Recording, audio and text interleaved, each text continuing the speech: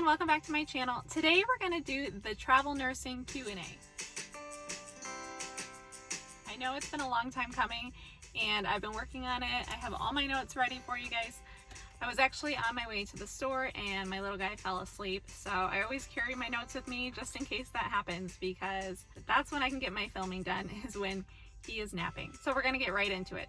Just real quick, go ahead and hit the subscribe button so you get all my new videos. Alright, so I have a whole bunch of questions here. This might end up being a long video. Alright, so the first question, what states did you travel in? I only traveled in California. I went to LA, Hollywood, and then I went down to San Diego and I did a bunch of travel nursing assignments there. I knew California was where I wanted to go, so even when I was there, I wasn't really thinking about going to other states. But if you are someone who wants to go to, let's say, Colorado or the East Coast or somewhere else other than California, I would recommend doing that first, because once you're in California, it tends to suck in the travel nurses and they don't want to leave. That's what happened to me, and it's hard. It's really hard to leave, especially when you end up somewhere like San Diego. There's just nowhere else to go after that, because to me it was like paradise. So yeah, that's my little tip of advice. But if you're like me and you just want to do California, then set up your California license. I know a lot of nurses go to Hawaii after San Diego, and I feel like that's probably the only place that can top California in the US. Alright, so the next question is, how far away is agency housing from the hospital? So for me, I took travel housing twice, and that was when I was new in the city.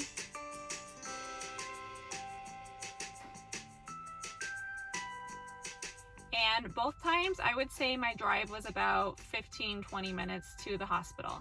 As I mentioned in another video, on the way home from work in LA, the traffic was horrendous, so my drive was a lot longer. But if there was no traffic, it was about a 15-minute drive. I think travel nursing agencies try to keep the housing fairly close to the hospitals. Alright, next question. How long does it take to become a travel nurse? So to get your BSN, it takes about 4 years, and then you need 1 to 2 years of nursing experience to be able to become a travel nurse. For me at the time, they wanted me to have 2 years of emergency room experience to start travel nursing. So altogether, it takes about 5 to 6 years to become a travel nurse. Alright, next question. How do you meet other travel nurses? Usually you just meet them on the job. Travel nurses have a way of finding each other. Sometimes I would meet them in the HR orientation, where you're together in a classroom all day and you meet them there. But usually it's on the job. Alright, so the next question is, how do you get your car to your assignment? So my first assignment in LA, I drove it from Detroit to Los Angeles, which took me about 3.5 days, and that was a fun drive, but it was long, and I did end up driving it all the way back after that assignment, which again was long. So it was an experience, and I can say I did it, but I didn't want to do that again when I went back to California, to San Diego. So that time I shipped my car and I just flew from Detroit to San Diego. So that time I ended up shipping my car and I flew with my dog to San Diego and waited for my car to arrive. So I just went online and looked up car shipping companies, and on the website there's usually a spot to enter your information for a quote. So it's going to ask you where your starting point is and where your car needs to be shipped to, and then it's going to ask you for your contact information, and once you hit submit, you are going to be bombarded with calls and texts from all these different brokers who are trying to get your business.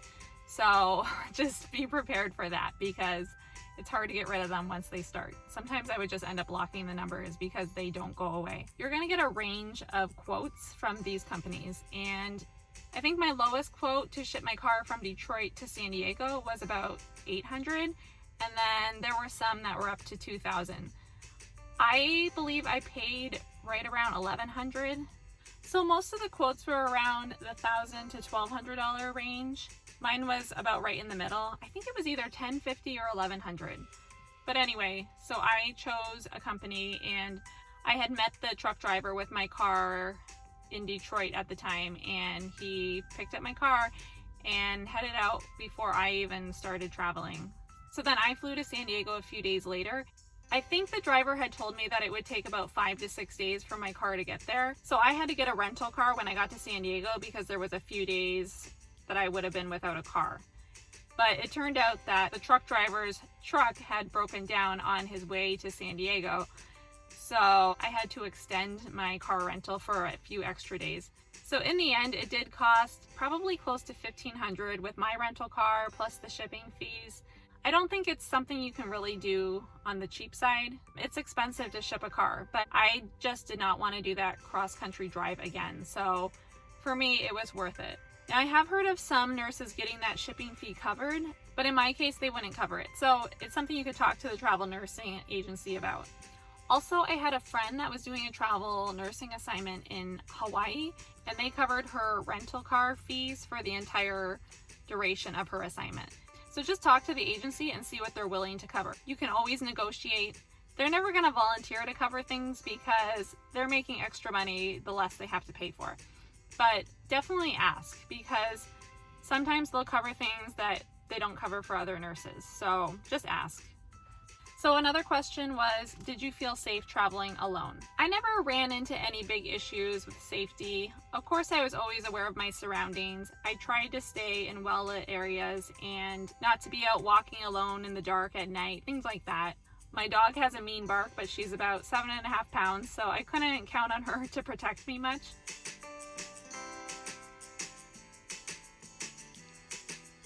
Big dog might be a good idea if that's something you're concerned about. There was one hospital I worked at that was close to downtown San Diego, and at night it would get kind of sketchy. And at that time I lived close enough to the hospital where I could walk to and from work. But if I was working a late shift and it was dark out, I would often get security to escort me or have a friend walk with me. I did have a friend also get me mace to walk with, which I never had to use, but I guess it's an extra layer of protection if you want to carry that. So yeah, I would just say be aware of your surroundings at all times. Don't put yourself in danger's way. Do your research and figure out the bad areas of town and just don't go in those areas. Things like that, and you should be fine. All right, so next question, what are the essentials to travel with? So for my first assignment, I brought my small appliances, I brought my bedding, I brought my dishes, I brought my computer, I brought all my dog's things, her bed, her crate, plus all my clothes, my shoes, those kind of things. I would say those are the essentials. If you take the agency housing, it's already furnished, so you don't need furniture. Now, when I stopped using company housing and I found my own apartment, I bought my furniture at IKEA because you can get some pretty good furniture for a reasonable price at IKEA. So I just spent a couple $100 and I think I got a futon, I got a kitchen table, coffee table, and for a 1-bedroom apartment, it was furnished. So next question, what agency did you use? I used American Mobile or AMN.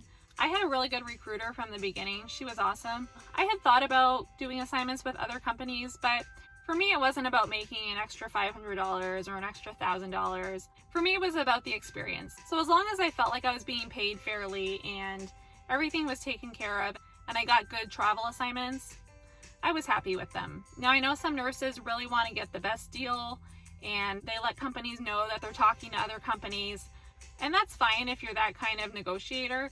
But that just wasn't me. I really didn't care that much about it. Now, with every new contract, I did try to negotiate new things. So I negotiated my pay, I negotiated my housing stipend. So with every contract you do, the company that you're working with is willing to give you more. So I only used one company for the entire 1.5 years that I did travel nursing. So next question, how did you find your housing? So I think I found one apartment on rent.com. So rent.com had an option on their website where you could look for a 3-month lease. So that made it easy to match it with a travel nursing assignment. I also found another apartment on Craigslist. I know some travel nurses find their apartments on Airbnb. I never use them, but that's another option. So next question, how long are travel nursing assignments? Travel nursing assignments are typically 13 weeks. I've seen some as short as 6 weeks, and I've seen some up to 26 weeks posted. There may be other lengths of time, but they're mostly 13 weeks, and I think that's a perfect amount of time, 3 months in one area. And then you usually have the option to renew as well. So if you want to stay longer, you most likely will be able to. So next question, how long is orientation? So for each assignment, I had to do 1 day of HR orientation, which is the classroom orientation. And then I had about 3 days of orientation paired with a nurse on the floor. And for me, that was more than enough. I remember feeling ready to go after the second day. They get a lot of travel nurses in, and they know what is comfortable for them. I think most travel nurses end up doing just fine with the 3 days of floor orientation. So next question, how is travel nursing with a dog? So I got a small dog on purpose because I knew I was going to be doing travel nursing and I wanted to bring a dog with me. So I knew I would be flying a lot and I just wanted a portable dog. So she is 7.5 pounds. She was perfect for traveling. She was able to use pee pads if I wasn't able to get home to let her out. For several of my assignments, I just worked it out with another nurse that was in the same building where we could let each other's dogs out during the day. And then for another assignment, I lived close enough to home where I could run home on my lunch breaks and let her out, grab some food, and then go back to the hospital. So I didn't run into any huge issues having my dog. I know a lot of travel nurses end up being roommates, so that's great too if you guys have dogs, because then someone's there that much more often with them. I mean, usually you can figure something out. Just know that if you get a bigger dog, they can't fly with you in the cabin of a plane, and they need more exercise, so if you're working a long shift, just keep that in mind. Yeah, but I mean, tons of nurses travel with their dogs, so if you have a dog, I think it's a great thing to bring them along with you. All right, so next question, how early did you arrive to the new city before your assignment started? So I made sure I had at least a day or two before my first day at the hospital because I wanted to make sure that I was settled in my new apartment, that I had enough time to get there, that if I was gonna run into any issues, I had time to work them out. So I would say an extra day or two before your first day is ideal. Also, you have a little bit of time to explore the city, check out your neighborhood, those kind of things. Next question, can you float to other departments? So for me, I only did emergency room and I never floated to other areas. I did do one of my assignments at an exclusive pediatric ER, and that was the first time I ever worked at a pediatric emergency room. So they were willing to let me do that, and it worked out just fine. Actually, that was one of my favorite assignments, and I loved working with the kids. But I do know that some ICU nurses float down to the ER, or if there's overflow in the ER, sometimes they'll pull nurses from the floor to take care of those patients. So I have heard of it happening, but for me, I never floated to other areas of the hospital. So the last question I have here is, why did you stop travel nursing? So I stopped travel nursing because I knew that I wanted to go back to school to become a nurse practitioner. That was something that was on my list of goals, and after I had done travel nursing for a year and a half, I felt ready to take that next step. So I started applying to nurse practitioner schools, and I got accepted into a school in San Diego, and it was awesome, and I stayed there for the next 2 years, and I loved it. That made it very easy because I was already living there, so I didn't have to figure out housing or anything like that. Another reason why I felt ready to stop travel nursing is because I'd been doing it a year and a half straight through without really stopping, and it gets to be a little draining after a while. I touched on this in my last video that leaving assignments is hard, especially when you make good friends, and I just didn't want to keep leaving the good friends I made. I just wanted to feel grounded for a while. I didn't want to keep leaving the friends I made and the cities that I was in. So I made the decision to apply to schools in San Diego and stay in San Diego. Also, with travel nursing, you're moving a lot. I personally don't like moving. It's such a nuisance to me. I hate packing. I hate figuring out how I'm going to move all my stuff. Thankfully, I had some really good friends that were able to help me move the bigger things from apartment to apartment, but there was 1 year I moved apartments 5 times in 1 year, and that is just exhausting. I felt like I was always moving. That was just really draining, and I didn't want to keep doing that. The great thing about being a nurse practitioner is that you're still a nurse.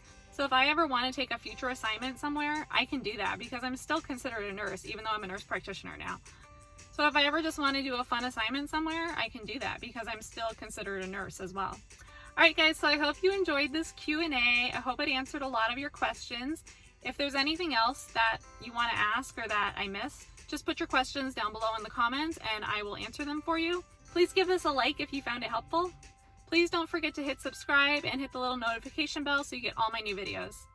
Alright you guys, thank you so much for watching. I hope this was helpful and I hope you enjoyed it. I'll see you guys all in my next video.